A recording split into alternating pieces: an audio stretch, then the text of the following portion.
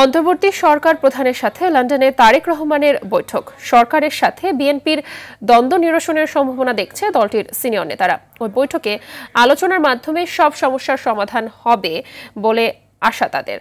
মতপার্থক্য কিংবা দূরত্ব হ্রাসের পাশাপাশি ইউনূস সরকারের অধীনেই যৌক্তিক সময়ে নির্বাচনের প্রত্যাশা দলটির সিনিয়র নেতা হাফিজউদ্দিন আহমেদের।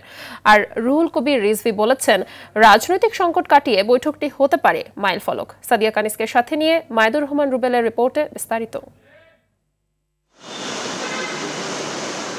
ডিসেম্বরে নির্বাচনের দাবি করে আসা বিএনপি দফায় দফায় প্রধান উপদেষ্টার সাথে বৈঠক করে হতাশা প্রকাশ করে আসছিল বরাবরের মতোই। প্রধান উপদেষ্টা ঈদের শুভেচ্ছা বার্তায় 2026 সালের এপ্রিলের প্রথমার্ধে নির্বাচনের ঘোষণা দিলে হতাশা বাড়ে বিএনপি শিবিরে।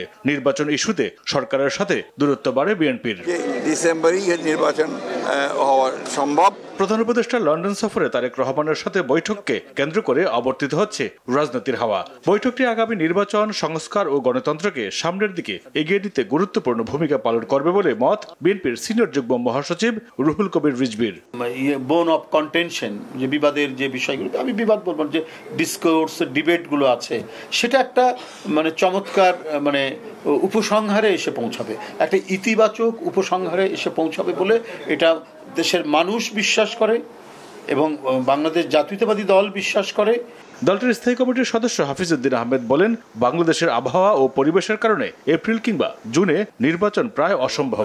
আশা করি তিনি এই বছর ডিসেম্বরের মধ্যে তিনি তার কথা রাখবেন বলে আশা করি, কিন্তু তিনি যে জুনের কথা বলেন আগামী বছরে, সেটি সম্ভব নয়, কারণ ফেব্রুয়ারি পরে আর নির্বাচন করার মতো পরিবেশ থাকবে না।